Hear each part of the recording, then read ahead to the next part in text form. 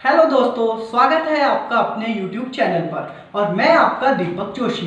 तो दोस्तों, मेरा जो आज का टॉपिक है वो है फास्ट बॉलर्स के लिए। तो दोस्तों, जैसे कि मैंने अभी पहले भी आपके लिए फास्ट बॉलर्स के लिए बहुत से वीडियो बनाए हैं जिसमें मैंने आपको बताया है कि फास्ट बॉलिंग एक्शन कैसा रहना चाहिए, फास्ट बॉलर का रनअप कैसा रहना चाहिए। तो अगर दोस्तों आपने अभी तक वो वीडियो नहीं देखे हैं तो आप वो वीडियो देख सकते हैं और उन वीडियो के लिंक्स मैंने नीचे डिस्क्रिप्शन में दिए हुए हैं। तो दोस्तों, अभी जैसे मैंने जो पिछले वीडियो बनाए थे उसमें मेरे को बहुत से क्वेश्चन आए, बट उनमें से एक क्वेश्चन मेरे को बार बार आया कि अगर हम एक फास्ट बॉलिंग कर रहे हैं या फिर हम एक फास्ट बॉलर हैं और हमारा एक्शन बिल्ड हो रखा है और हम उस एक्शन से बॉलिंग डालते हुए आ रहे हैं, तो हमें अपने एक्शन में ऐसी कौन सी बातों का ध्यान देना होगा, या फिर यूं कहें कि हमारी जो फास्ट बॉलिंग का जो फाउंडेशन रहता है यानी जो बुनियाद रहती है वो क्या है। तो बहुत से बॉलर कंफ्यूज है। कोई बॉलर बोल रहा था कि हमारा रनअप ऐसा है, कोई बोल रहा था ऐसा है, बट ऐसा नहीं है दोस्तों। अगर आप एक फास्ट बॉलर हो तो सबसे पहले आपको जो फोकस करना है वो आपको अपने एक्शन में करना है कि आपका एक्शन बिल्ड रहना चाहिए।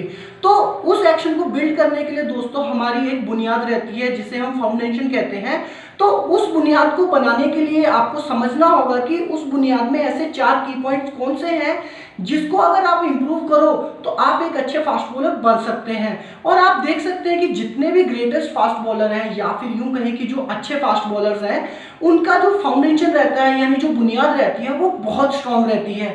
और उस बुनियाद को ही मैं आज आपको बताने जा रहा हूं कि वो 4 पॉइंट्स कौन से हैं जिसे इंप्रूव करके आप अपनी बॉलिंग को अच्छा कर सकते हैं। तो अब मैं आपको जो 4 पॉइंट्स हैं वो बताने जा रहा हूं कि आपकी फास्ट बॉलिंग एक्शन में जो फाउंडेशन के 4 मेन पॉइंट हैं वो क्या है। तो दोस्तों, इससे पहले अगर आपने मेरा अभी तक चैनल सब्सक्राइब नहीं किया है तो आप मेरा चैनल सब्सक्राइब कर लीजिए और मेरे वीडियो को लाइक कर लीजिए। और दोस्तों, अगर आपको मुझसे कोई क्वेश्चन पूछना है तो आप कमेंट के माध्यम से भी पूछ सकते हैं। और दोस्तों, ये वीडियो अंत तक देखें और अंत तक देखने में ही आपको इस वीडियो का बेनिफिट होगा। तो चलिए दोस्तों, अब मैं आपको बताता हूं कि जब भी आप अपने बॉलिंग फाउंडेशन को स्ट्रॉन्ग कर रहे हैं तो सबसे पहले आपको अपना बैकफुट कांटेक्ट देखना होता है जिसे हम टेंडन स्टिफनेस कहते हैं या फिर स्टिफ बैकफुट कांटेक्ट भी कहते हैं। तो और इसके बाद जो दोस्तों हमारा दूसरा पॉइंट आता है वो होता है हमारा हिप शोल्डर सेपरेशन पोजीशन, और इसको हम प्री टर्न भी कहते हैं। और उसके बाद जो हमारा तीसरा पॉइंट आता है दोस्तों उसको हम कहते हैं फ्रंट फुट ब्लॉक या फिर ब्रेस्ट फ्रंट फुट लेग। तो इसके बाद दोस्तों जो हमारा चौथा पोजीशन आता है उसको कहते हैं हम रिलीज पोजीशन। तो ये तो हो गए दोस्तों हमारे 4 पोजीशन जिसको हम बॉलिंग की फाउंडेशन कहते हैं। और अगर आपके ये 4 पॉइंट्स दोस्तों अच्छे हैं तो आप एक अच्छे फास्ट बॉलर बन सकते हो। तो अब मैं आपको बताऊंगा कि दोस्तों ये जो 4 पॉइंट्स को देखते समय आपको किन बातों का पता होना चाहिए। ये तो हो गए दोस्तों हमारे 4 पॉइंट्स की हमारी जो बॉलिंग फाउंडेशन रहती है उसमें हमारे 4 जरूरी की पॉइंट्स क्या रहते हैं। तो अब मैं आपको दोस्तों बताऊंगा कि ये जो की पॉइंट्स है इनको सही करते समय हमें किन बातों का पता होना चाहिए। और अगर आपको इन बातों का पता है तो आप इजीली अपनी बॉलिंग को इंप्रूव कर सकते हैं। तो दोस्तों, इनमें सबसे पहला पॉइंट आता है हमारा स्टिफ बैकफुट कांटेक्ट का। तो स्टिफ बैकफुट कांटेक्ट में आपको क्या देखना है दोस्तों कि अगर आप एक नी डोमिनेंट बॉलर हो या फिर अगर आप एक साइड ऑन बॉलर हो तो आपको यही ध्यान देना है कि जब भी आप अपने बॉलिंग एक्शन में लैंड करते हैं तो आपको यही ध्यान देना है कि जो आपका बैकफुट रहेगा वो आपका 4 फुट पे ही लैंड करे। और जब आपका 4 फुट पे पैर अगर आपका 4 फुट पे फुट लैंड करता है तो आपको अपना हील टच नहीं करना। तो दोस्तों, अगर आप अपना हील टच कर रहे हो तो आपका बैकफुट कांटेक्ट अच्छा नहीं है, यानी कि आपका जो फाउंडेशन है, पहला जो स्टेप है फाउंडेशन का वो गलत हो रहा है। तो आपको यही ध्यान देना है, चाहे आप फ्रंट ऑन बॉलर हो, चाहे आप साइड ऑन बॉलर हो, चाहे आप सेमी ओपन बॉलर हो, आपको हील कांटेक्ट नहीं करना। तो अगर आपका दोस्तों हील कांटेक्ट नहीं हो रहा है तो इसका मतलब है कि आपका जो पहला पॉइंट है वो सही है। तो दोस्तों, इतना ही ध्यान रखना है आपको पहले पॉइंट में कि आपका जो पैर है वो 4 फुट पे ही गिरना चाहिए। तो इसको हम कहते हैं दोस्तों हमारा बैकफुट कांटेक्ट। तो अब हम बात करेंगे दोस्तों सेकंड की पॉइंट की। तो जो सेकंड की पॉइंट है दोस्तों उसको हम कहते हैं हिप शोल्डर सेपरेशन पोजीशन। तो दोस्तों, हिप शोल्डर सेपरेशन पोजीशन जो रहती है वो क्या रहती है कि जब भी हम बैकफुट पे लैंड करते हैं, लैंड करने के बाद जब हमारी स्विंग लेग रिट्रैक्शन होने के बाद हमारी लेग जब आगे जाती है तो आपने नोटिस किया होगा कि जब हमारा फ्रंट लेग सामने की तरफ जाता है तो आपने देखा होगा कि जब हम इस पोजीशन में रहते हैं कि हमारे दोनों हाथ जब खुलते हैं एक साथ में, तो आपने देखा होगा कि जो हमारा बैक फुट रहता है, हमारी हिप, हमारा नी और हमारा फुट जो लैंडिंग फुट रहता है, उसका जो डायरेक्शन रहता है वो इस तरीके से बैट्समैन की तरफ हो जाता है। यानी कि आप देख पा रहे होंगे कि जब मैं अपने दोनों हाथ खोल रहा हूँ और मेरा just front foot ground contact होने से पहले आप देखो कि मेरी जो हिप का डायरेक्शन है वो टूवर्ड्स द टारगेट हो गया है, बैट्समैन की तरफ हो गया है। मेरा जो शोल्डर है वो बैट्समैन की तरफ हो गया, मेरा हेड बैट्समैन की तरफ है। यानी इस टाइम पे जो मेरी बॉडी है आप देख सकते हैं ऊपर से पूरी जो है ओपन हो चुकी है, मेरी हिप और अपर बॉडी बैट्समैन की तरफ हो चुकी है, यानी कि टारगेट की तरफ हो चुकी है। तो इस पोजीशन को हम दोस्तों कहते हैं हिप शोल्डर सेपरेशन। और अगर हम लोअर बॉडी की बात करें, अगर हम अपने फुट की बात करें, तो ये जो हमारा पैर इस तरीके से टर्न होता है, आप देखोगे कि जब मेरा ये पैर इस तरीके से टर्न हो रहा है, इस पोजीशन को हम कहते हैं प्री टर्न।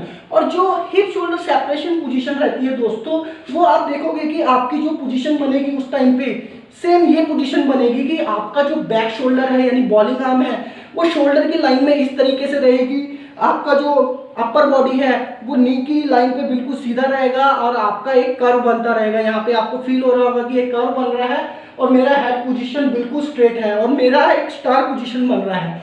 तो इस पोजीशन को कहते हैं दोस्तों हम हिप शोल्डर सेपरेशन पोजीशन या फिर स्टार पोजीशन। तो दोस्तों अगर आपकी ये पोजीशन बन रही है तो इसका मतलब कि आपका सेकंड पॉइंट भी अच्छा है। तो अब हम बात करेंगे दोस्तों तीसरे पॉइंट की। जैसे कि दोस्तों अभी मैंने आपको सेकंड पोजीशन में बताया कि हिप शोल्डर सेपरेशन पोजीशन क्या रहती है और इसको हम किस किस नामों से जानते हैं। तो अब हम बात कर रहे हैं दोस्तों थर्ड पोजीशन की। तो थर्ड पोजीशन क्या होती है दोस्तों, उसको कहते हैं हम फ्रंट लेग ब्लॉक या फिर फ्रंट फुट ब्लॉक ड्रिल। इस टाइम पे क्या होता है दोस्तों कि जब आपका हिप शोल्डर सेपरेशन हो जाता है और उसके बाद जब आप अपनी जो नॉन बॉलिंग आर्म को हिप के पास पुल करते हो, तो उस टाइम पे क्या होता है दोस्तों कि आपका जो फ्रंट लेग रहता है वो ब्लॉक नहीं रहता। यानी कि आपका जब आपने अपनी नॉन बॉलिंग आर्म को हिप के पास पुल किया तो आपका जो नी रहता है सामने का वो इस तरीके से बेंड हो जाता है। और जब ये नी हमारा बेंड हो जाता है दोस्तों तो हमारी डिले आर्म नहीं होती, हमारी जो बॉलिंग आर्म रहती है वो इस तरीके से ऊपर आ जाती है। और आप देख रहे होंगे कि जब ये इस तरीके से ऊपर आ गई तो मेरा जो ऑटोमेटिकली जो रिलीज पॉइंट का जो हाइट है यानी जो मैंने हाइट क्रिएट करनी थी वो मेरे को फोर्स नहीं मिल पा रही, क्योंकि फ्रंट फुट ब्लॉक जो एक ऐसी पोजीशन रहती है दोस्तों जिससे हम जो ग्राउंड का फोर्स है वो अपनी बॉडी के हमारी जो ग्राउंड फोर्स रहती है उसको हम अपनी लेग्स की सपोर्ट से अपनी बॉलिंग में लेकर आते हैं। कि हम अगर हमारा जो फ्रंट फुट ब्लॉक नहीं हो रहा दोस्तों, फ्रंट लेग ब्लॉक नहीं हो रही, तो हम ग्राउंड फोर्स का यूज नहीं कर सकते। तो आपको तीसरे पॉइंट में ये ध्यान देना है कि दोस्तों कि जब भी आप अपना थर्ड पॉइंट यूज कर रहे हो तो आपको ये ध्यान देना है कि जब आप अपनी लेग को अपनी नॉन बॉलिंग आर्म को हिप के पास लॉक कर रहे हो तो आपकी जो पोजीशन है वो ये बननी चाहिए, आपकी जो लेग है बिल्कुल सीधी रहनी चाहिए। आपका यहाँ पे लॉक है तो आपका ये जो आर्म है ये इसी तरीके से एक लाइन में रहना चाहिए।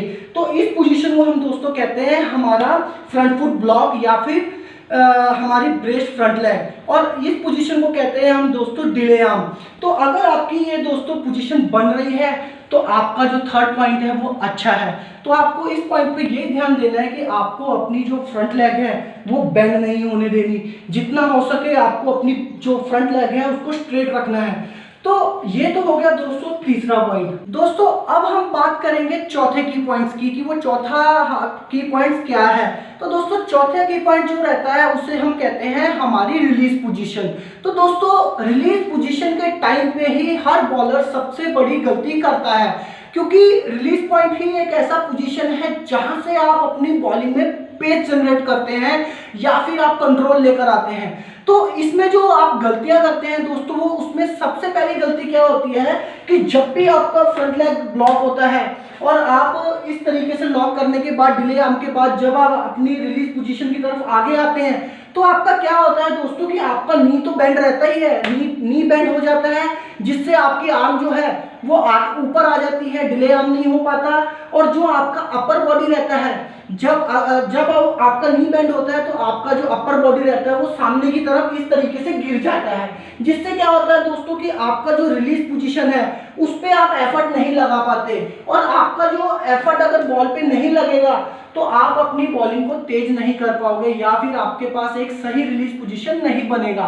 तो आपको ये ध्यान देना है दोस्तों कि जब भी आप अपने रिलीज पोजीशन में आ रहे हो तो आपको ये ध्यान देना है कि डिले आर्म तो आपकी हो ही हो, तो डिले आर्म के टाइम आपको ये ध्यान देना है कि जो आपका अपर बॉडी है वो सामने नहीं गिरना चाहिए, और ना ही आपका नी बेंड होना चाहिए। अगर आपका अपर बॉडी सामने गिर रहा है तो आपकी बॉलिंग में स्टंबल रिफ्लेक्स आ रहा है, जिससे आपकी जो रिलीज पोजीशन है वो इस तरीके से पीछे से होगा। तो अगर आपका दोस्तों आपको रिलीज पोजीशन सही करना है तो आपको ये ध्यान देना है कि जब भी आप यहाँ पे लॉक हो, आपका फ्रंट फुट जब ब्लॉक हो चुका है, और जब आपका जो रिलीज पोजीशन रहेगा, आपका फ्रंट फुट ब्लॉक होने के बाद आपका जो अपर बॉडी है वो सामने नहीं गिरना चाहिए, इस तरीके से स्ट्रेट रहना चाहिए। और यहां से जब आप अपनी रिलीज पोजीशन में आओ तो आपका ये पोजीशन बनने के साथ साथ जितना हो सके आपका जो पीछे वाला पैर है वो ड्रैग होना चाहिए, और ड्रैग होके ही आगे जाना चाहिए। तो इसमें दो तरह की कंडीशन आती है दोस्तों। एक कंडीशन आपने देखी होगी कि जैसे जोफ्रा आर्चर है, जोफ्रा आर्चर आते हैं बिल्कुल हाइट से, इस हाइट से बॉल डाल देते हैं और चले जाते हैं। तो अब इसी में दोस्तों जो दूसरी कंडीशन आती है, दूसरी कंडीशन को हम कहते हैं जितना जितना हमारा लो ड्रिवन पोजीशन बनता है, यानी जितने हम लो रहते हैं, हमारी फ्रंट लेग ब्लॉक रहती है, हमारा जो नॉन बॉलिंग आर्म है हिप के पास लॉक रहता है, और हमारी ये पोजीशन बनती है रिलीज पोजीशन, तो इस पोजीशन को हम कहते हैं लो ड्रिवन पोजीशन। और इस लो ड्रिवन पोजीशन में आपने देखा होगा कि ब्रैटली, केएल अपने नागरकोटी, बहुत से यानी जो अभी इंटरनेशनल क्रिकेटर्स हैं उनकी ये लो ड्रिवन पोजीशन बनती है कि उनका जो हिप रहता है वो पीछे की तरफ रहता है, यहाँ पे लॉक रहते हैं, और जब वो रिलीज करते हैं तो उनका बैक फुट इस तरीके से ड्रैग होके आता है पीछे से। तो अगर आपकी दोस्तों बॉलिंग में ये पोजीशन बन रही है तो आप एक अच्छे फास्ट बॉलर बन सकते हैं। और दोस्तों आपको यही ध्यान देना है कि जब भी आप बॉल रिलीज कर रहे हो आपको ये ध्यान देना है कि रिलीज करते समय आपका जो फ्रंट जो बैक फुट रहता है वो आपका इस तरीके से हवा में नहीं रहना चाहिए, और आपका जो सामने का पैर है वो बेंड नहीं होना चाहिए। तो अमूमन मैंने बहुत से फास्ट बॉलर्स देखे हैं दोस्तों जो कि इसी तरीके से रिलीज पोजीशन करते हैं कि उनका जो बैक फुट रहता है वो उठ जाता है, और उनका जो रिलीज पोजीशन बनता है वो या तो यहाँ पे रहता है या फिर यहाँ पे रहता है। तो जिस कारण वो दोस्तों पेस जनरेट नहीं कर पाते। अगर आपको दोस्तों पेस जनरेट करना है तो आपको ये ध्यान देना होगा कि जब भी आप बॉल रिलीज कर रहे हो जितना हो सके आपका जो बैक फुट है वो नीचे ही रहना चाहिए, ग्राउंड के पास या फिर ग्राउंड से टच रहना चाहिए। तो अगर दोस्तों आपकी ये पोजीशन बन रही है तो आप एक अच्छे फास्ट बॉलर बन सकते हैं। और दोस्तों जैसे कि मैंने आज आपको ये जो 4 पॉइंट्स बताए, अगर दोस्तों आपको इन 4 पॉइंट्स को लेकर कोई भी डाउट है तो आप मुझे कमेंट के माध्यम से पूछ सकते हैं और मैं इसका आपको जरूर आंसर दूंगा। तो जैसे कि दोस्तों आज मैंने आपको बताया कि हमारे बॉलिंग में ऐसे 4 पॉइंट्स कौन से होते हैं जिन्हें हम अपनी बॉलिंग के पिलर्स मानते हैं, या जो हमारी बॉलिंग में बहुत जरूरी पॉइंट्स हैं। तो उम्मीद है दोस्तों आपको मेरा ये वीडियो पसंद आया हुआ होगा, और अगर दोस्तों आपको इस वीडियो में कोई डाउट है तो आप मुझे कमेंट के माध्यम से पूछ सकते हैं। और अगर दोस्तों आपको ये वीडियो पसंद आया तो इसको लाइक कीजिए, शेयर कीजिए, और आप मुझसे इंस्टाग्राम या फेसबुक में भी जुड़ सकते हैं जिनका लिंक मैंने डिस्क्रिप्शन में दिया हुआ है। Thank you so much guys.